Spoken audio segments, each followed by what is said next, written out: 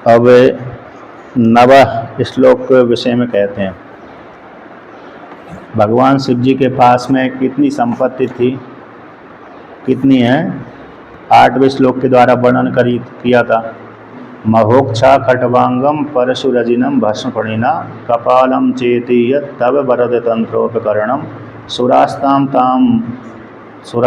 ताम ताम रिद्धिम ददति च भवद भ्रूप्रणीताम नहीं स्वात्मा रामम विषय मृग कृष्ण ब्रह्मति। भगवान शिव जी के पास में कितनी संपत्ति है, यानी बूढ़ा बैल है, और कहते हैं खटवांग है, लकड़ी का पाया, परशु यानी लकड़ी काटने के लिए परशु है, और ओढ़ने के लिए खाल है, पहनने के लिए, और श्रृंगार करने के लिए भस्म है, और आभूषण के रूप में सर्प है, और भिक्षा पात्र ब्रह्मा जी का सर है। इतनी मात्र भगवान शिव जी के पास में गृहस्थी चलाने की सामग्री है। तो कहते हैं ऐसे परमात्मा को, ऐसे शिव जी की कौन उपासना करेगा। गरीब की उपासना तो उसी की जाती है जिसके पास में धन संपत्ति हो, जैसे विष्णु भगवान के पास में। तो यहाँ पर पुष्पदंताचार्य भगवान कहते हैं कि जो भी देवता ऋषि मुनि भगवान शिव जी की उपासना करते हैं, तो भगवान शिव जी की भृकुटी हिलाने मात्र से ही, भगवान शिव जी के भृकुटी हिलाने मात्र से ही वो सारे देवता ऋषि मुनि उस रिद्धि सिद्धि को, अष्ट सिद्धियों को धारण कर लेते हैं। किंतु भगवान शिव जी क्यों अरे उनका वो भोग नहीं करते। ऐसे किसी के पास में बहुत संपत्ति रहती है लेकिन वो भोग नहीं कर पाता, करता भी नहीं है, कभी कर भी नहीं पाता, कभी तो जानबूझ करके नहीं करता और कभी कर ही नहीं पाता। ऐसे बहुत से होते हैं। एक तो है वैराग्य पूर्वक रहते हैं, उनके लिए तो कोई समस्या नहीं है, वैराग्य पूर्वक रहते हैं, संपत्ति है लेकिन वो भोग नहीं करते, वो तो त्याग पूर्वक रहते हैं इसलिए भोग नहीं करते। किंतु जो है त्याग जिनके पास नहीं है, जिन लोगों के पास में त्याग नहीं है और संपत्ति अटूट है, किंतु ऐसे लोग भोग नहीं कर पाते, तो उनका ऐसा स्वभाव ही है, उनको बोलते हैं कृपण। तो कृपण व्यक्ति होते हैं जो संपत्ति रहने पर भी भोग नहीं कर पाते, ना तो अपने परिवार को भोग कर पाते, परिवार को देते हैं, परिवार को नहीं देते, मतलब बच्चे आदि को भी नहीं देते, और स्वयं भी भोग नहीं करते। तो उनके विषय में तो आता है कि उनका धन नष्ट हो जाता है। भर्तृहरि कहते हैं कि वित्तस्य त्रयो गतया दानम भोगम नासस्य यो न ददाति न भुंक्ते तस्य धर्म सिद्धिया गतिर्भवति। वित्त की 3 गतियाँ होती हैं, दान, भोग और नाश। जो भोग भी नहीं करता है और दान भी नहीं करता है, ऐसे उस व्यक्ति का धन की 3 गति होती है नाश। तो किस प्रकार से नाश हो जाता है, कभी राजा छीन लेता है, कभी चोर चोरी कर ले जाता है, कभी वैद्य ले लेता है डॉक्टर, वर्तमान काल में डॉक्टर, और कभी वकील ले लेता है, कभी पुलिस वाला ले लेता है। क्यों, कहीं झगड़ा लग गया तो फिर समस्या में फंस गया, रोग हो गया तो डॉक्टर लेता है, झगड़ा हो गया तो वकील और पुलिस वाला ले लेता है, सैनिक वकील और पुलिस लेती है, तो कहीं चोर चोरी कर लेते हैं। तो इस प्रकार से उसके धन का नाश होता है। अब जो भोग नहीं करता है और अपने स्वयं भी भोग नहीं करता और दान आदि भी नहीं करता, किंतु जिसके पास में भोग तो नहीं करता लेकिन दान आदि करता है, किंतु वो उसको वैराग्य से युक्त रहता है, वो तो वो भोग नहीं करता। बहुत से व्यक्ति को आपने देखा होगा, संपत्ति तो बहुत है लेकिन स्वयं साधारण जीवन से रहते हैं, खर्चा आदि भी करते हैं लेकिन स्वयं साधारण अवस्था में रहते हैं, तो उनका धन तो उपयोग हो रहा है।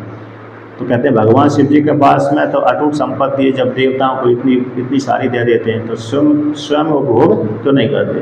कहते हैं वो वैराग्य से युक्त रहते हैं, आत्मा में रमण करते हैं, तो उनको भोगों की इच्छा होती ही नहीं है, इसलिए वो भोग नहीं करते। नहीं स्वात्मा राम विषय मृग तृष्णा भ्रमति। वो विषय को कैसे जानते हैं, मृग तृष्णा के समान। संपत्ति को कैसे जानते हैं, मृग तृष्णा के समान। अर्थात जो गर्मी के समय में सूर्य की किरणों में जल दिखता है लेकिन होता नहीं है, उसी प्रकार से भगवान शिव जी को जो ऐश्वर्य उनके पास में है वो उसी के जैसा है, दिखता तो है लेकिन होता नहीं है, तो उसमें रमण करते नहीं है, आत्मा में ही रमण करते हैं। अब इसी को कहते हैं, एक कवि को लेकर के भगवान शिव जी ने विवाह किया था, भगवान शिव जी ने विवाह किया था। तो विवाह करने के पश्चात एक कहते हैं अब बच्चे भी पैदा हो गए, बच्चे भी भगवान शिव जी के पैदा हो गए थे, 2 बच्चे हैं। तो कहते हैं और भगवान शिव जी क्या करते हैं, भिक्षा मांग करके जीवन यापन करते हैं। तो ऐसी भगवान शिव जी की गृहस्थी को निमित्त बना करके एक कवि ने कल्पना करी। कवि की कल्पना है, रामादिया चह मेदिनीं धनपतेर बीजं बलालांगनम प्रेते सान्मयीशं तवास्ति वृषभा हालं त्रिशूलं तव सक्ता हम तव चान्यदान करणे स्कंदोस्ति गोरक्षणे खिन्ना हम हरे भिक्षया कुरुकृषि गौरी वचा पादुआ। एक कवि ने कहा कि शिव जी की गृहस्थी है, पत्नी है, 2 बच्चे हैं और उनके पास में और भी सेवक गण रहते हैं। कहते हैं भगवान शिव जी की वृत्ति क्या है, भिक्षा मांग करके जीवन यापन करना। वृत्ति तो यही है ना। तो फोटो ऐसे ही दिखता है, एक फोटो दिखता है कि नहीं दिखता, उसमें भगवान शिव जी भिक्षा मांगते रहते हैं। तो नित्य वृत्ति भगवान शिव जी की है कि भिक्षा मांग करके जीवन यापन करना और अपने परिवार को भी पालन पोषण करना।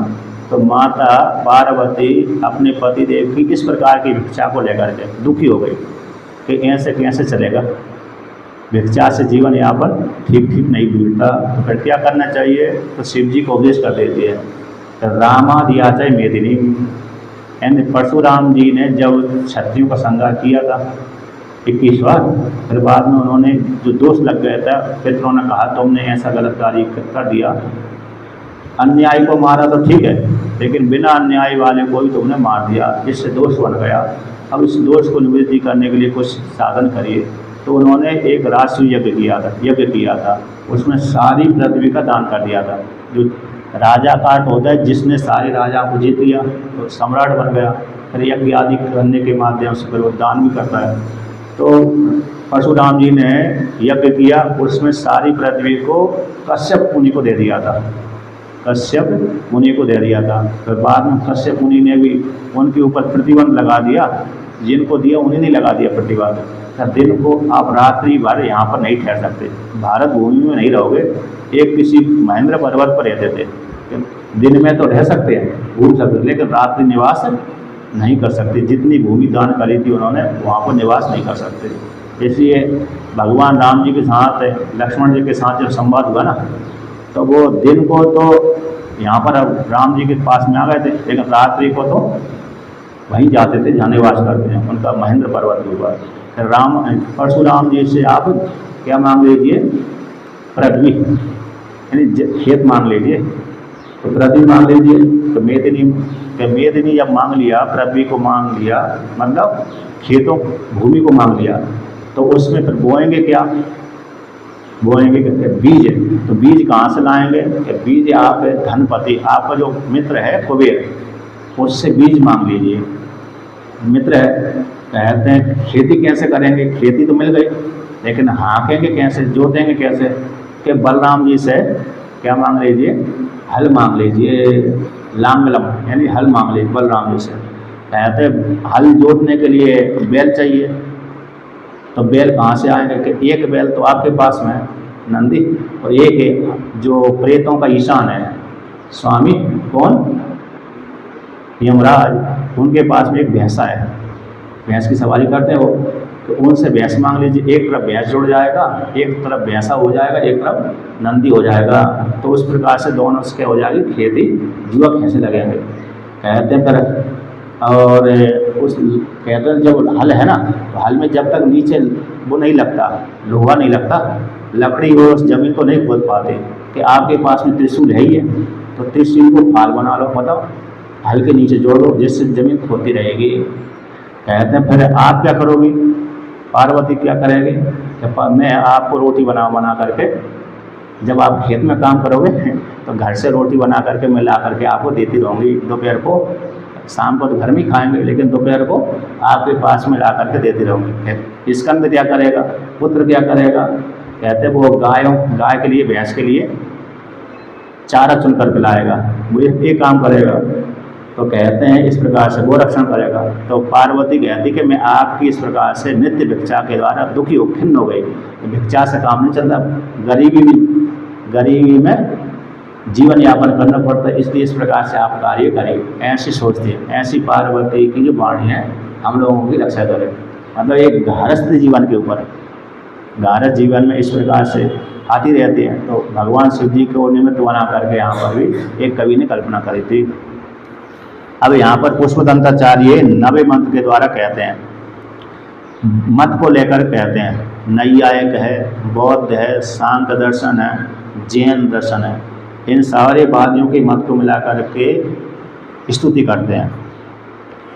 ध्रुवम कश्चित् सर्वं सकलमपरहस्त ध्रुवमिदं परो ध्रुव्याध्रुवे जगति गदति व्यस्त विषये समस्ते पे तस्मिन् पुरमतनतैर्विस्मित इव स्तुवन्जी ह्रेमि त्वां न खलु ननु दृष्टा मुकरता। तो कहते हैं कुछ वादी कहते हैं, वेदांतवादी, सांख्य दर्शन वाले और पतंजलि ऋषि वाले और वेदांती भी। तो कुछ कहते हैं कि ध्रुवम कश्चित् सर्वम, ये जो जगत दिख रहा है ना, इदम सर्वम, यह संपूर्ण जगत, इसको कहते हैं सत्य है। कुछ लोग कहते हैं सत्य कहते हैं, और कुछ कहते हैं अध्रुवम इति, तो कुछ कहते हैं सत्य जगत दिख रहा है वे सत्य नहीं है। तो बौद्ध आदि कहते हैं जगत सत्य नहीं है। नैयायिक आदि भी इस प्रकार से असत से सत्य की उत्पत्ति मानते हैं। नैयायिक क्या मानते हैं? असत से सत्य की उत्पत्ति मानते हैं। मृत्तिका में घट नहीं है, मृत्तिका में घट, उस मृत्तिका से घट की उत्पत्ति होती है। और वेदांतवादी, सांख्य दर्शन वाले कहते मृत्तिका में पहले घट था, लेकिन कारण रूप से था, कार्य रूप से नहीं था। भाई कार्य रूप से अभिव्यक्त कर देता है ईश्वर। तो इस प्रकार से जगत, अन्य जो नास्तिक मत वाले हैं कुछ हैं, वो जगत को सत्य नहीं मानते। और कुछ कहते हैं परे अपरे द्रव्य कहते हैं। कुछ जो जैन मत वाले हैं तो सत्य भी मानते हैं, असत्य भी मानते हैं। यानी इस शरीर के भीतर आत्मा हो भी सकती, नहीं भी हो सकती, उनके विषय में संशय बना रहता है। वो एक वस्तु के विषय में 5 अस्तिकाया मानते हैं, कहते हैं ये शरीर के भीतर, उनका जो सिद्धांत है, तो शरीर ये वस्तु हो भी सकती है, नहीं भी हो सकती, संशय वाले रहते हैं। कभी गाड़ी, कभी 2 पैर है ना, कभी इधर भी पैर डालते हैं, कभी उधर भी, इस मार्ग पे भी चलने की कोशिश करते हैं, उस मार्ग पे भी चलने की कोशिश करते हैं, लेकिन बीच में अटक जाते हैं, चल ही नहीं पाते, इसलिए अर्धवैनाशिक कहलाते हैं। तो इस प्रकार से जैन मत वाले ऐसा करते हैं, जगत को ध्रुवी भी कहते हैं और अध्रुवी कहते हैं, उभयवादी हैं। तो इस विषय से व्यस्त संपूर्ण जगत के विषय में इस प्रकार से कथन करते रहते हैं। तो यहाँ पर कहते हैं, पुष्पदंताचार्य कहते हैं, हे पुरमतन, संबोधन करते हैं पुर यानी सूक्ष्म शरीर, स्थूल शरीर, सूक्ष्म शरीर, कारण शरीर, तीनों शरीरों को नष्ट करने वाले ज्ञान के द्वारा, तत्त्वमसि महावाक्य के द्वारा, और त्रिपुरासुरों के तीनों पुरों को, बाणासुर के 3 पुरों को, और तारकाक्ष के 3 पुरों को नष्ट करने वाले, हे पुरमतन, समस्ते अपि तस्मिन्, इस संपूर्ण जगत में, तैर विस्मित एवा।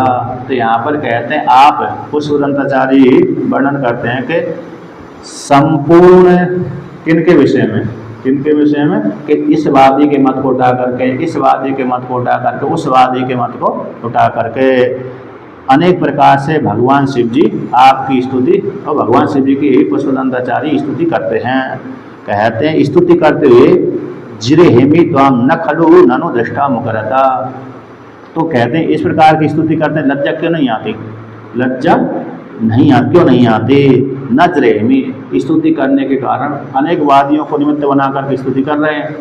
तो अनेक वादियों के निमित्त बनाने से स्तुति करने के कारण लज्जा आना चाहिए, नजरे हेमी, लज्जित नहीं होते। क्यों नहीं होते? जो लज्जा जिसको नहीं आती है वो वाचाल हो जाते हैं। तो आप न कहते खलु ननु दृष्टा मुकरता, लज्जा न आने के कारण एक ऐसी मुकरता है, वाचालता है। वाचाल वाले व्यक्ति को लज्जा नहीं आती, वो बकबक करता ही रहता है। उसी प्रकार से मानो मैं वाचाल सा हो गया, क्योंकि इस वादी को निमित्त बना करके स्तुति कर रहे हैं शिव जी की, उस वादी को निमित्त बना करके नैयायिकों को लेकर के, बौद्धों को लेकर के, सांख्य को लेकर के, और गौतम मुनि को लेकर के, कणाद मुनि को लेकर के, पूर्व मीमांसा को लेकर के, उत्तर मीमांसा को लेकर के, बौद्धों के 4 मतों को लेकर के, नास्तिकों अरे 4 वाक को लेकर के, जैनों को लेकर के, ये आस्तिक नास्तिक दोनों हो गए। इनको निमित्त बना करके आप शिव जी की स्तुति कर रहे हैं। तो इस प्रकार से तो करते हुए क्या शर्म नहीं आती, लज्जा नहीं आती? ये लज्जा इसलिए नहीं आ रही कि वाचाल हो गया, वाचाल वाले व्यक्ति को लज्जा नहीं आती। तो इस प्रकार से कुशोदंताचार्य भगवान ने मतों को लेकर के शिव जी की स्तुति करी। अब यहाँ तक सिद्धांत प्रतिपादन हो गया, किसका? सगुण परमात्मा का, सगुण साकार परमात्मा का, सगुण निराकार परमात्मा का और निर्गुण निराकार परमात्मा का 9 श्लोकों तक बाद में खंडन मंडन करके स्तुति कर दी। अब वही सगुण परमात्मा इस सगुण साकार बन करके वही परमात्मा क्या करता है? क्रीड़ा करता है। ब्रह्मा बन करके सब रजोगुण से लेकर के ब्रह्म बनता है, तमगुण को लेकर रुद्र बनता है और सत्वगुण को लेकर के विष्णु बनता है। तो इस प्रकार से क्रीड़ा करता है। अब सगुण साकार परमात्मा की क्रीड़ा को लेकर कहते हैं तो कौन सी है? तो एक घटना आती है, घटना तो कहते हैं किसी काल विशेष में ऐसे ब्रह्मा जी का 4 प्रकार के प्रलय होते हैं। नित्य प्रलय, नैमित्तिक प्रलय, प्राकृतिक प्रलय और आत्यंतिक प्रलय। नित्य प्रलय तो हम प्रतिदिन करते रहते हैं, जागृत स्वप्न के बाद सुसुप्ति में गए, तो सुसुप्ति में गए तो आज की सृष्टि हमने समाप्त कर दी, पर नई सृष्टि पर जगते ही कर लेते हैं। तो ये नित्य प्रलय, प्रतिदिन सुसुप्ति में जाना, संगार कर लेना और सुसुप्ति के बाद जागृत में जाना, सृष्टि कर लेना, तो ये नित्य प्रलय हो गया। अब नैमित्तिक प्रलय कैसे हो गई? ब्रह्मा जी का 1 दिन, तो ब्रह्मा जी के 1 दिन में सतयुग, त्रेता युग, द्वापर युग और कलयुग, ये चारों युग 1-1 हज़ार बार घूम जाते हैं, तब ब्रह्मा जी का 1 दिन होता है। कितनी बड़ी रात्रि होती है।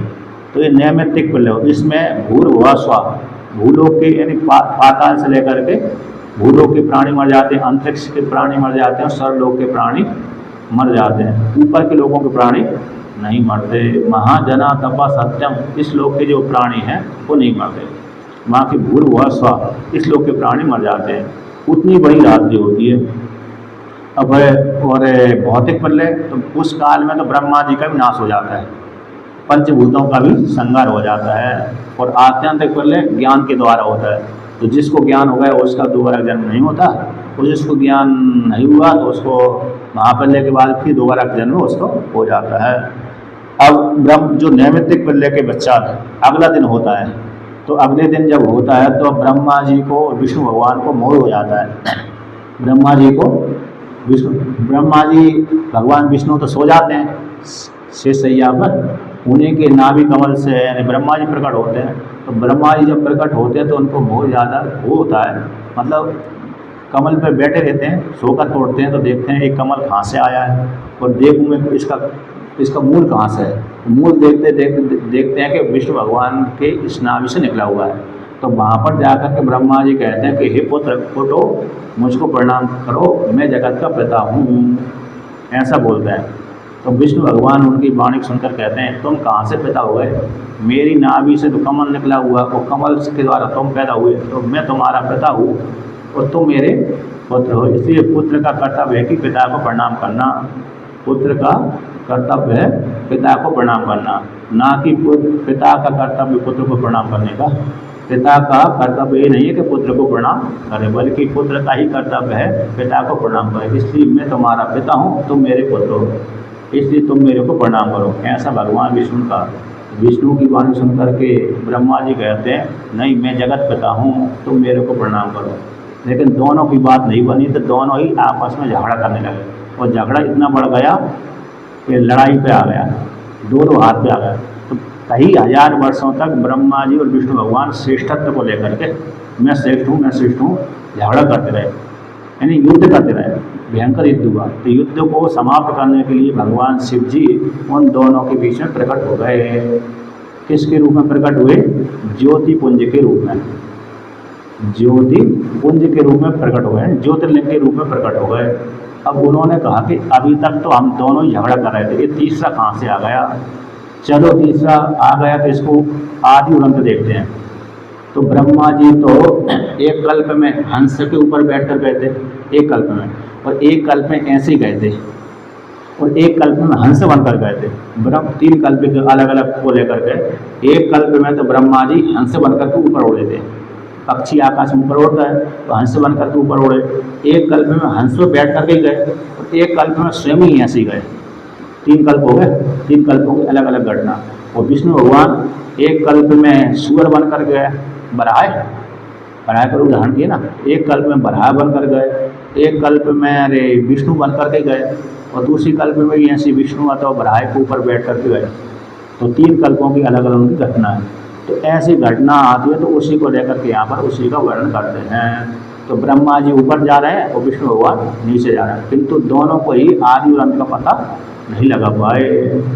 और पुराण के अनुसार तो ब्रह्मा जी विष्णु भगवान तो थक कर गए, लौट करके आ गए। और ब्रह्मा जी ऊपर से जाते ही रहे तो केत की फूल ने देखा, पूछा कहाँ से आ रही है, केत की फूल को पूछा ब्रह्मा जी ने। तो उसने कहा कि मैं तो शिव जी के से चढ़ी थी, वहाँ से खिसक गई, थोड़े हल गए। तो शिवलिंग पे चढ़ी हुई थी तो थोड़े हल गए, तो मैं वहीं से आ रही। तो कब से आ रही कि कई हज़ार वर्ष व्यतीत हो गए, लेकिन क्या उसका छोर देखा है तो छोर तो नहीं है। तो कहाँ से आ रही, बीच से आ रही हूँ। कहाँ से आ रही हूँ, बीच से, मध्य भाग से आ रही हूँ, क्योंकि अंत से आती तो फिर तो उसको छोर मालूम पड़ जाता। तो बीच से हट कर आ रही, किसी ने चढ़ाया होगा तो कहते हैं बीच से आ रही हूँ। कितने दिन हो गए, कई वर्ष व्यतीत हो गए। तो ब्रह्मा जी कहा अब जाना तो ठीक है नहीं है, तो मेरी गवाही दे देना विष्णु के सामने कि ब्रह्मा जी ने इसका अंत देख लिया। तो ब्रह्मा जी उन्होंने कहा ठीक है। तो केत की ना करके झूठी गवाही दे दी। विष्णु भगवान ने मान लिया। तो शिव जी ने देखा कि ब्रह्मा जी ने झूठ बोला है, तो जिस मुख से झूठ बोला था वो सर को काट दिया। एक कल्प में क्या कर दिया, भगवान ब्रह्मा जी को श्राप दे दिया, तो तुम्हारी आज से पूजा नहीं होगी। और केत की को श्राप दे दिया तो मेरे ऊपर आज से नहीं चढ़ेगी। तो इसलिए केत की फूल भगवान शिव जी के शिवलिंग के ऊपर नहीं चढ़ते। तो उसने प्रार्थना करी मेरा जीवन व्यर्थ हो जाएगा। तो शिव जी ने उसको स्वीकार कर लिया कि मेरे मंडप पे तो चढ़ जाएगी, श्रृंगार में मेरे काम, मंदिर में काम आएगी श्रृंगार के रूप में, मंडप के श्रृंगार के रूप में, लेकिन मेरे शिवलिंग के ऊपर, मूर्ति रूप शिवलिंग के ऊपर नहीं चढ़ेगी। मंडप पे सजाने के काम में जाएगी। जैसे जलेरी के चारों ओर सजाते हैं ना, ऐसे सजाने के काम तो केत की क्या जाएगा, मंडप है सजाने के दूर, लेकिन शिवलिंग के ठीक ऊपर जलेरी और शिवलिंग के ऊपर नहीं चढ़ाएंगे। यदि कोई चढ़ाते दोष लगता है। और ब्रह्मा जी का ये हो गया तो तुम्हारी पूजा नहीं होगी। एक ही जगह पूजा होती है, पुष्कर में। इस प्रकार से विष्णु भगवान ने सत्य बोला, कहा तुम्हारी मेरी जैसी पूजा होगी।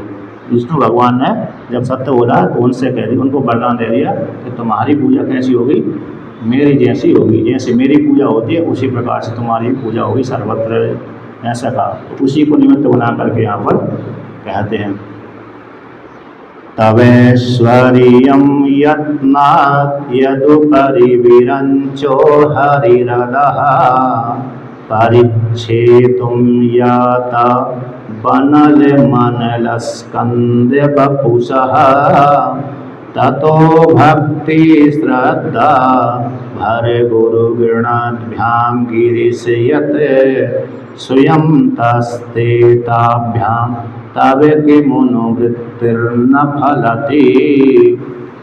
तो यहाँ पर है पुष्पदंतचारी भगवान संबोधन करते हैं गिरीश, गिरियन पर्वत पे जो निवास करते हैं, पर्वत पे जो शयन करते हैं उनको बोलते हैं गिरीशा। पर्वत के ऊपर भ्रमण करते हैं, कैलाश पर्वत पर निवास करते हैं भगवान शिव जी, और पर्वत के ऊपर सोते भी हैं, भ्रमण भी करते हैं, सोते भी हैं।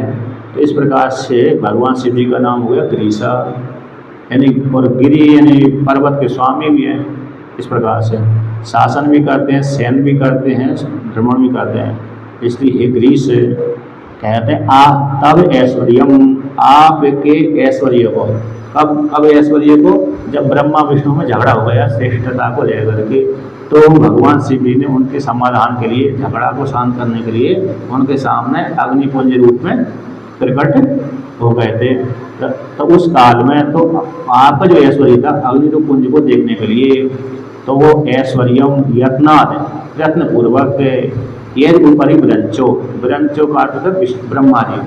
तो भगवान ब्रह्मा जी आपके ऐश्वर्य को मापने के लिए ऊपरी गच्छति, ऊपर गए, हंस बन करके अथवा ब्रह्मा स्वयं बन करके अथवा हंस के ऊपर बैठ करके, तो ऊपर आके ऐश्वर्य को मापने के लिए गए। तो विष्णु भगवान ने क्या किया, कहता हरि दादा, तो हरि हरि यानी भगवान विष्णु, अदा यानी नीचे, तो भगवान विष्णु नीचे गए बराह बन करके अथवा गरुड़ के ऊपर बैठ करके, अथवा गरुड़ तो चल ठीक नहीं, मतलब स्वयं ही ऐसे ही चले गए, ऐसा ही चले गए। तो भगवान विष्णु नीचे चले गए बराह बन करके अथवा विष्णु बन करके। तो कहते हैं परिच्छेदुम, क्यों गए, परिच्छेद करने के लिए यानी मापने के लिए। किसको मापने के लिए, यहाँ तो गए थे अर्थात अनल स्कंद, अनल स्कंद बपूसा, अनल बोलते अग्नि, अग्नि स्कंद यानी ठूंठ विशेष हो गया, स्कंद यानी ये होता है भुजा भी होती है, तो जो भुजा की जैसी आकृति वाला, भुजा की जैसी, भुजा भी गोल ही होती है, तो भुजा की जैसी आकृति वाला जो अनल का यानी अग्नि, अनल बोलते हैं अग्नि को। क्यों अनल बोलते हैं, अलम यानी पर्याप्त है, अलम का अर्थ होते हैं पर्याप्त, जो पर्याप्त नहीं है उसको बोलते हैं अनल। अग्नि कभी भी पर्याप्त नहीं होती, वो ये नहीं कहती कि मैं थक गई, भक्षण करते करते थक गई, अग्नि कभी भी नहीं बोलते। अग्नि तो कहती है जितना भी दिया उस सबको मैं भक्षण कर दूंगी। अग्नि में जितनी भी आहुति डालेंगे, आहुति डाल दो, लकड़ी डाल दो, वो सबको भस्मीभूत कर देती, इसलिए कभी वो पर्याप्त थकती नहीं है, पर्याप्त नहीं होती, उसके लिए हमेशा खाली पेट बना ही रहता है। तो ऐसे जो अनल स्कंद बपूसा है आपका, उस बपूसा है शरीर को, बपुस बोलते हैं शरीर को, तो शरीर को मापने के लिए ब्रह्मा विष्णु दोनों गए। कहते अनलम, समर्थ नहीं हुए, अलम यानी समर्थ, अलम का अर्थ होता है समर्थ, और ना समर्थ यदि अनलम, तो कहते हैं वो समर्थ नहीं हुए। भगवान ब्रह्मा जी भी उसको मापने में समर्थ नहीं हुए, और भगवान ब्रह्म विष्णु भगवान भी उस शिवलिंग को मापने में समर्थ नहीं हुए। तो फिर क्या किया, तो इस यहाँ पर शिव महिमन के अनुसार तो अपने अपने स्थान से लौट करके आ गए। ये जो केतकी वाला प्रसंग है वो अलग कल्प को लेकर के, यहाँ पर उसका प्रसंग नहीं आता। तो उन्होंने क्या किया, थक गए ऊपर चलते चलते, एक नीचे नीचे जाते थक गए, एक ऊपर ऊपर जाते थक गए, लेकिन उसका अंत ही नहीं लगा, ना ऊपर का अंत देखा ना नीचे का, तो दोनों ही वहाँ से लौट थकने के कारण पुनः वहीं से लौट करके आ गए। बस जहाँ पर झगड़ा कर रहे थे, जहाँ से गए थे उसी स्थान पर आ गए। पर उसी स्थान पर आकर के उन्होंने क्या किया कि जिसका ये शिवलिंग है उसी की शरण में गए, जिन्होंने जिसका ऐश्वर्य था उसी की शरण में चले गए, उन्हीं की स्तुति करने लगे, यानी भगवान शिव जी की स्तुति करने लगे कि जो जिसका जो शिवलिंग है, जिसके जो चिन्ह है, तो उसी की हम शरण में आते हैं। तो शरण में आते तो उसका नाम कौन हो गया, शिव हो गया, शिवलिंग हो गया, ओमकार हो गया, तो ओमकार की भक्ति करी, ओमकार की उपासना करी, अथवा शिव जी का नाम जप किया, तो शिव जी का नाम जप करने से चाहे पंचाक्षर मंत्र ले लीजिए, चाहे ओमकार का मंत्र ले लीजिए, चाहे ओमकार का मंत्र जपा हो, चाहे पंचाक्षर का मंत्र जपा हो, चाहे षडाक्षर मंत्र जपा हो, ओमकार से शुरू करके शिव जी का 5 अक्षर और एक ओमकार 6 अक्षर हो गए, तो षडाक्षर मंत्र जपा हो। इसी मंत्र को जाप करने से भक्ति से युक्त होकर के उन दोनों ने, भगवान ब्रह्मा जी ने भगवान विष्णु ने स्तुति करी, तो कहते हैं ततो भक्ति श्रद्धा भर गुरु प्रणध्यान गृहत। कहते इस प्रकार से जब समर्थ नहीं हुए थे तो कहते भक्ति श्रद्धा को धारण करके, भक्ति श्रद्धा को धारण करके, कैसे गुरु भयंकर, ऐसी कमजोर भक्ति नहीं, कमजोरी भक्ति होती है, दिखावा वाली भक्ति होती है, दिखावा वाली भक्ति नहीं। तो भयंकर श्रद्धा से होकर के उन दोनों के द्वारा जब स्तुति करी, उन दोनों ने स्तुति की, स्तुति से क्या हो गया, कहते भगवान शिव जी स्वयं तस्ते ताभ्याम, उन दोनों के द्वारा स्तुत हो जाने से, उनकी स्तुति को सुन करके, देख करके, सुन करके, उनकी श्रद्धा को देख करके, उनकी स्तुति को देख करके, उनके भावों को देख करके, तो कहते हैं भगवान शिव जी उनके सामने स्वयं प्रकट हो गए। और उनसे नहीं हुए, बल्कि स्वयं उनके ऊपर कृपा करने के लिए भगवान शिव जी प्रकट हो गए, स्वयं तस्ते। तो कहते हैं स्वयं तस्ते ताभ्याम, उनके द्वारा जब स्तुति की गई तो स्तुति से प्रसन्न होकर के भगवान शिव जी स्वयं भी वहाँ पर प्रकट हो गए फल देने के लिए। तो इस प्रकार से अब पुष्पदंताचार्य भगवान कहते हैं कि जब जिस प्रकार से ब्रह्मा जी ने, विष्णु भगवान ने उन शिव जी की स्तुति करी, तो उनकी स्तुति कैसे हो गई, फलीभूत हो गई। फल को देने वाले हुए। अर्थात शिव जी को दर्शन करा दिए, शिव जी ने दर्शन दे दिया उनको और उनके संशय को निवृत्त कर दिया कि मैं ही सबसे श्रेष्ठ हूँ। कैसे हूँ? मैं शिव ही तुम दोनों को उत्पन्न करने वाला हूँ। मैंने ही तुमको उत्पन्न किया। ब्रह्मा जी को भी ब्रह्मा को ही मैंने उत्पन्न किया है और विष्णु भगवान को भी मैंने उत्पन्न किया है। ब्रह्मा जी को भगवान शिव जी दाहिने अंग से उत्पन्न करते हैं। ब्रह्मा जी को भगवान शिव जी कहाँ से उत्पन्न करते हैं? दाहिने अंग से। और विष्णु भगवान को बाएं अंग से उत्पन्न करते हैं। इसलिए भगवान विष्णु शिव जी की कभी कभी पत्नी कहलाती है, कभी कभी पत्नी कहलाती है। ये संग पुराण से पुराण में आता है। तो कहते हैं मैं विष्णु भी मेरे बाएं अंग से और ब्रह्मा जी मेरे दाएं अंग से उत्पन्न हुए हैं और मैं तुम दोनों का पिता कहलाता हूँ। मैंने तुमको सृष्टि रचने के लिए, पालन करवाने के लिए एक उत्पन्न जन मेरे जो सृष्टि जो मैंने कर दी है पंचभूतों के द्वारा, अब उसको आगे बढ़ाने के लिए तुमको इस प्रकार से ब्रह्मा जी को उत्पन्न किया। पालन करवाने के लिए विष्णु रूप से उत्पन्न किया आपको, और संहार करने के लिए पुनः मैं ही रुद्र रूप में उत्पन्न होऊंगा। और सब जो शिव हैं वो अलग बने रहे। अंतर्यामी परमात्मा वो अलग बना रहा और वही परमात्मा को ब्रह्मा जी रजोगुण को लेकर ब्रह्मा जी बना दिया, सत्वगुण को लेकर के क्या बन गया? विष्णु बन गया, और तमोगुण को लेकर रुद्र बन जाता है। तो इस प्रकार से मैं ही सृष्टि करता हूँ, मैं ही पालन करता हूँ और मैं ही संहार करता हूँ। ब्रह्मा विष्णु को उत्पन्न करने वाला मैं ही हूँ, इसलिए मैं ही सब संपूर्ण जगत का पिता कारण कहलाता हूँ। तो इस प्रकार से ज्ञान उपदेश कर दिया, उनको ब्रह्मा जी का और विष्णु भगवान का मोह भी भंग हो गया। और कहते हैं जब जिस प्रकार से ब्रह्मा और विष्णु भगवान की स्तुति फलीभूत हो गई, तो क्या हमारी जो वृत्ति है, हमारी जो स्तुति है, हमारी भक्ति है, क्या फलीभूत नहीं होगी? किम अनुवृत्ति न फलती, कि हमने जो शिव जी की आराधना करते हैं, हम जो स्त्री पुरुष है, साधक साधिका जो हम शिव जी की आराधना करते हैं, कोई भी बालक बालिका करते हैं, स्त्री पुरुष करते हैं, साधक साधिका करते हैं, करते नहीं करते, तो क्या हम लोगों की स्तुति फलीभूत नहीं होगी क्या? निश्चित रूप से फलीभूत होगी। जिस प्रकार से ब्रह्मा जी की विष्णु की स्तुति फलीभूत हुई, आज उनको भगवान शिव जी ने दर्शन दे दिया और उनको वरदान दे दिया, उसी प्रकार से हमारी भी स्तुति फलीभूत होती है। और भगवान शिव जी हमारे ऊपर क्या करते हैं? कृपा करते हैं, दुखों को दूर करते हैं और आनंद यानी ज्ञान प्रदान करते हैं। वो सारे जीवन की जो समस्या है वो उसको भी क्या कर देते हैं? समाप्त कर देते हैं। तो कैसी? तो श्रद्धा भक्ति से युक्त होकर के कोई स्तुति करता है, श्रद्धा भक्ति से युक्त होकर के। बृहदारण्योपनिषद में आता है कि श्रद्धा भक्ति के द्वारा और भाव रूप के द्वारा भाव प्रदान होकर के और श्रद्धा भक्ति से युक्त होकर के जो भी मंत्र आप जाप करेंगे जिस देवता का, वह देवता उससे शिव जी प्रसन्न हो जाता है। इस प्रकार से तो भगवान शिव जी शीघ्र ही प्रसन्न हो जाते हैं। तो भगवान शिव जी की जो भी भक्ति करता है तो वो भक्ति उसकी फलीभूत हो जाती है और होकर क्या हो जाएगा? उसको सुख की प्राप्ति हो जाती है।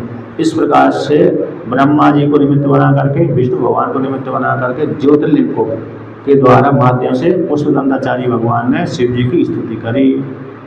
अब रावण को निमित्त बना करते हैं, कहते हैं भगवान शिव जी के एक असुरों में एक दैत्यों में दो प्रधान भक्त हुए। असुरों के मध्य में कौन हुआ? रावण। तो दैत्यों के मध्य में बाणासुर। ये भगवान शिव जी के परम भक्त कहलाते हैं, भक्तों में सबसे श्रेष्ठ कहलाते हैं। बाणासुर की तो ये स्थिति थी कि उसने नियम लगाया था, धारण किया था कि बिना अरे भगवान शिव जी की पूजा किए बिना मैं भोजन नहीं करूँगा। एक व्रत लेकर रखा था, भोजन तभी ग्रहण करूँगा, जलपान आदि मतलब भोजन तभी ग्रहण करूँगा जब शिव जी की मैं पूजा करूँगा। जल आदि की हो सकता नहीं होगी, जल को पी लेता होगा अथवा वो जल्दी नहीं पीता होगा। जैसे राम जी ने भी एक बार जो रामेश्वर कहते ना, मतलब लंका में जा रहे थे, तब राम जी ने भी कहा कि मैं बिना अरे शिव जी की पूजा किए बिना कैसे भोजन करूँगा, तो बिना शिव जी के मैं भोजन नहीं कर सकता। तो पहले भगवान शिव जी की पूजा करते थे, फिर बाद में भोजन ग्रहण करते थे। पान जल आदि तो पी लेते थे, लेकिन बिना भोजन के बिना शिव जी के भोजन नहीं ग्रहण करते थे। उसी प्रकार से बाणासुर भी था, तो बाणासुर तो भी कहता था कि मैं बिना शिव जी की पूजा किए बिना भोजन ग्रहण नहीं करूँगा। इसलिए उसकी वो भक्तों में श्रेष्ठ कहलाता है। दैत्यों के मध्य में बाणासुर है, राक्षसों के मध्य में रावण। रावण भी इसी प्रकार से था। युद्ध क्षेत्र की बात अलग है। युद्ध क्षेत्र में तो कभी कभी एक एक महीना, दो दो महीने युद्ध ही चलता रहता है, तो वहाँ के नियम नहीं रहते, वहाँ पे छूट जाता नियम। वहाँ पर लेकिन भोजन करेगा तो फिर स्नान करेगा, स्नान करेगा तो फिर पूजा जरूर करेगा। या तो हिंदुओं में तो कभी कभी स्नान भी नहीं होता। स्नान जो बड़े बड़े होता होते हैं ना, और अवसर ही नहीं मिलता उनको, 10-10, 20-20 दिन तक युद्ध चलता रहता है। जैसे भगवान श्री कृष्ण का जामवंत जी के साथ युद्ध हुआ ना, तो 28 दिनों तक चला युद्ध। और 28 दिनों में ना तो भोजन करना, ना पानी पीना, ना विश्राम करना, रात को सोते भी नहीं थे, दिन रात युद्ध चलता रहता था। तो उसमें वहाँ पर नियम नहीं लगता। तो वहाँ नियम वही लगता है कि जहाँ पर सोकर के उठे, स्नान आदि किया, फिर बाद में भोजन कर लिया, तो भोजन से पहले भगवान शिव जी की पूजा करते थे, ऐसा नियम था। तो कहते हैं भगवान शिव जी का जो भक्त रावण है, तो रावण ने भगवान शिव जी की स्तुति करके, भक्ति करके इतने ऐश्वर्य प्राप्त कर लिया कि उसके ऐश्वर्य के आगे सारे देवता फीके पड़ गए। अतः इतनी शक्ति अर्जन कर ली कि सारे देवताओं को उसने हरा दिया। पृथ्वी के जो राजा थे उनको तो हरा ही दिया, लेकिन साथ साथ देवताओं को भी उसने हरा दिया, वो सारे देवताओं को पराजित कर दिया। उसी को लेकर निमित्त बना करके, रावण को निमित्त बना करके स्तुति करते हैं कि किस प्रकार से रावण को शक्ति की प्राप्ति हुई। अयत्नादः पाद्य त्रिभुवनमवहिरव्यतिकरं दशास्यो यद् बाहु नभटरणकण्डो परवशान् शिरः पद्माश्रेणी रचित चरणाम्भोरुहबले शिरायास्त्वद्भक्तेस्त्रिपुरहरिविश्वोजितमिदम्। तो कहते हैं अयत्नाद अपाद्य, संबोधन ऊपर से हो गए हे दृश्य। अयत्नाद अपाद्य, अयत्नाद का अर्थ होता है, यत्नाद का अर्थ होता है प्रयत्न, पुरुषार्थ। तो बिना प्रयत्न के ही आपाद्य संपादन कर लिया। क्या? त्रिभुवनम, तीनों लोगों को, अवैर व्यतिकरम, किसी के साथ विरोध किए बिना ही, बिना बैर के ही, बिना व्यतिकार किए ही उसने तीनों लोगों को अपने वश में कर लिया था। किसने कर लिया था? रावण ने। एक दो पहले तो ब्रह्मा जी शक्ति अर्जन कर ली, फिर बाद में शिव जी से अपार बल ले लिया। अपार बल लेकर फिर देवताओं के ऊपर उसने चढ़ाई कर दी। तो एक बार देवताओं को हरा दिया तो सारे अपने आप ही हार गए। तो बिना विरोध के ही, बिना बैर के ही सारे तीनों लोग उसने वश में कर लिया। कहते हैं ऐसे जो रावण था, ऐसे जो भगवान शिव जी का रावण था, भक्त था, दशास्यु यद बाहु, जो 10 मुख वाला था। अशास्य, आस्य बोलते मुख है, आस्य का अर्थ होता है मुख। तो 10 मुख जिसके हैं, वे दशास्य रावण। यद बाहु, अब 10 मुख थे उसके, और 20 भुजा थे। तो बाहुन अब बाहुन को 20 भुजा को धारण करता था। तो किंतु वो भुजाओं में कैसा था है? रणकंडू परवसान, उसकी भुजाएं में हमेशा खुजलाहट होती रहती है। कंडू बोलते हैं खुजली, कंडू का होता जैसे हाथ अंग आदि में खुजाल चलती ना, उसी प्रकार से उसकी हाथों में, जैसे हमारे पूरे शरीर में खुजाल चलती रहती है, हम खुजाते रहते हैं हाथ आदि से, हाथ पैर आदि से, उसी प्रकार से उसकी 20 भुजाओं में खुजाल चलती रहती है। किसके लिए खुजाल चलती रहती है? युद्ध के लिए। हमेशा प्रयत्न करता रहता है कोई ना कोई मेरे सामने युद्ध आए और मैं उसके साथ युद्ध लड़ूँ। तो कहते हैं रणकंडू परवसान, रण की अधि दे देता, रण से ही जिसकी खुजलाहट मिटती है, ऐसे वो रावण 20 भुजा को धारण करता रहता था और युद्ध के लिए लालाट होता रहता था। रावण के विषय में ऐसा आता है वाल्मीकि रामायण में, जहाँ पर उसको मालूम पड़ जाता था कि मेरा ये राजा बहुत श्रेष्ठ है, ये बहुत बल वाला है, ये देवता बहुत बल वाला है, ये राजा बहुत बल वाला है, तो उसके पास में स्वयं ही चला जाता था और युद्ध करने के लिए बोलता था मेरे साथ युद्ध करो। तो सभी को हरा देता था, कभी कभी नहीं, हार भी जाता था। दो से हारा है। नहीं, अब बाली से हार गया। बाली ने तो उसको पूरा घुमा दिया, कांख मार कर कांख में दबा दिया और चारों दिशाओं घुमा दिया। उसने कहा कि जब बाली एक समुद्र के में पूजा कर रहा था भगवान विष्णु की, तब भगवान एक उस दिशा के अभिमानी देवता की, पूर्व पश्चिम उत्तर दक्षिण 4 प्रकार के समुद्र होते हैं, 4 दिशा होते हैं। एक एक दिशा के एक एक समुद्र में जाकर के पूजा कर रहा था। रावण आया उससे युद्ध करने के लिए, तो उस काल में पूजा कर रहा था। तो बाली ने सीधे उसको पकड़ लिया, कांख में दबा दिया। तो कांख में दबा करके तो उसकी पूजा करने के पश्चात दूसरे पर्वत, दूसरे समुद्र में चला गया। तो वहाँ पर उस दिशा के अभिमानी देवता की पूजा करी। फिर 30 दिन चला गया, फिर 14 दिन चला गया, फिर ला करके रख दिया अपनी वहाँ पर किष्किंधा नगरी में। अब बोलो तुम किस उद्देश्य से मेरे पास में आए? उसने कहा जिसने मेरे को इतने घुमा दिया, अब मैं क्या कह सकता हूँ। इसके आया तो मैं युद्ध करने की इच्छा से, लेकिन तुमने मेरी ऐसी हालत कर दी, मेरी हड्डी तोड़ दी, कांख में दबा करके और पूरा घुमा दिया बिना थके हुए। तो मैं तो थक ही गया, मैं तो क्या हो गया, थक गया, और तुम थके भी नहीं है, तुम्हारे साथ युद्ध नहीं कर सकता।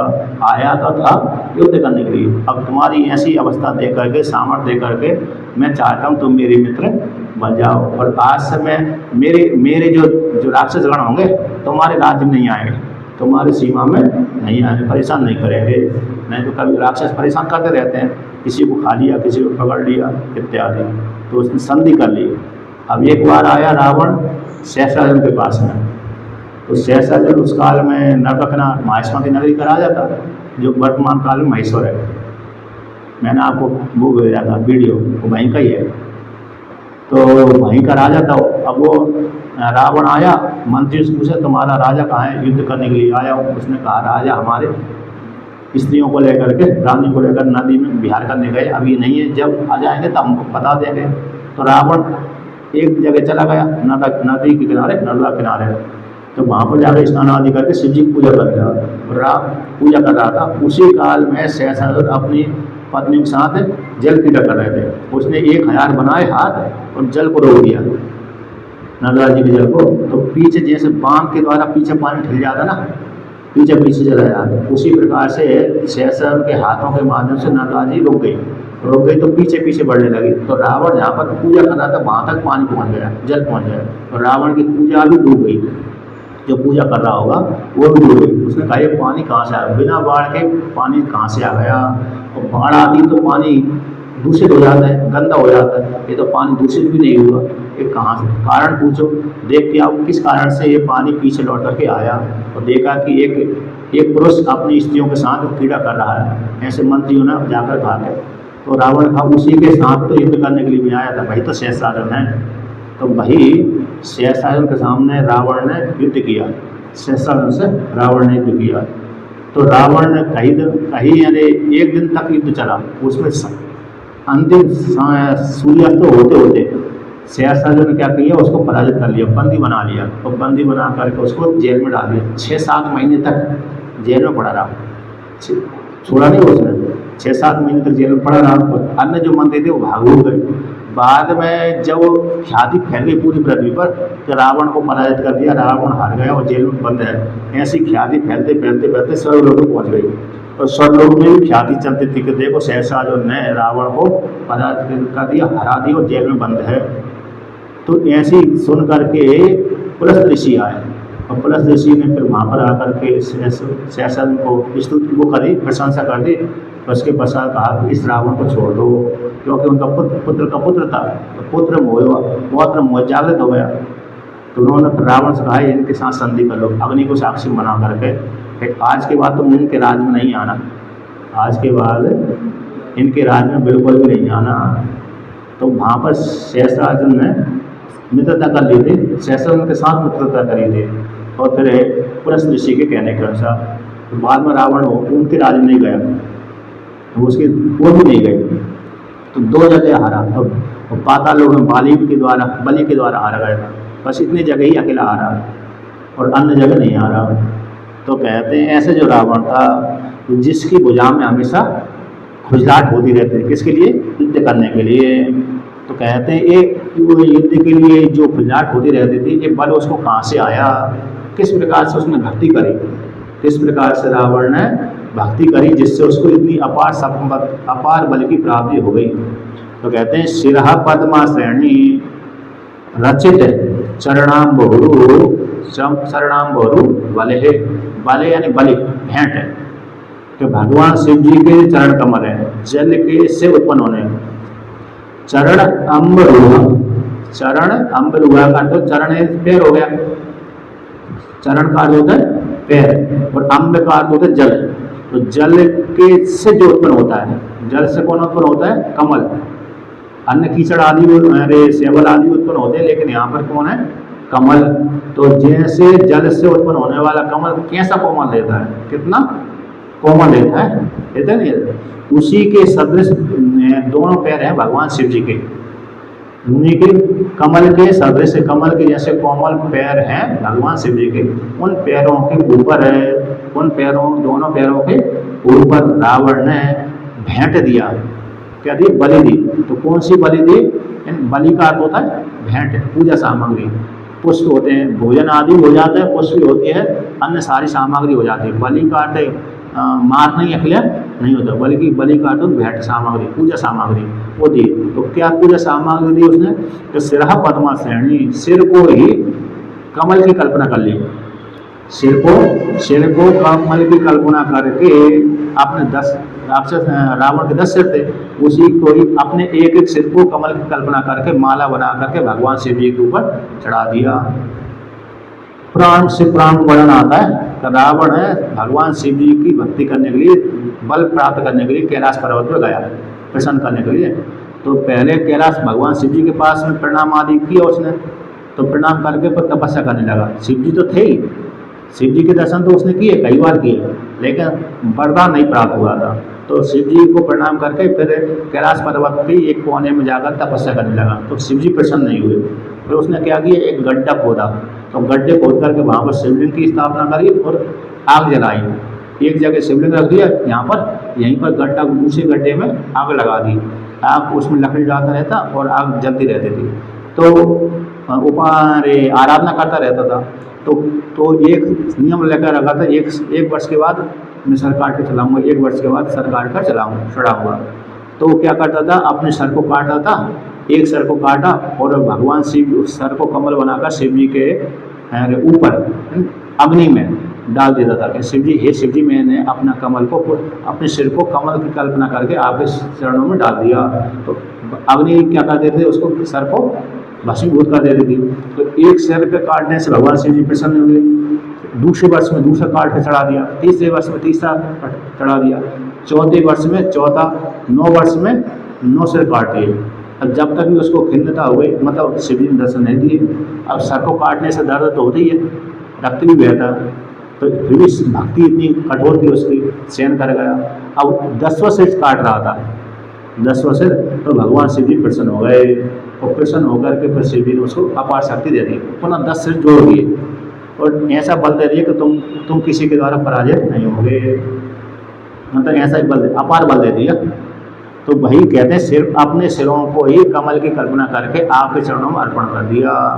तो कहते हैं एक किसका फल है कि स्त्राया त्वद भक्ति से, हे त्रिपुरहर, तीनों पुरों का संहार करने वाले। त्रिपुरहर बाणासुर के और मैदानव के द्वारा रचित और तारकाक्ष आदि के ये 3 पुर थे, उन पुरों को संहार करने वाले। कहते हैं ये रावण में जो शक्ति आई है, विस्फूलितमिदं, ये बल आया, कहाँ से आया?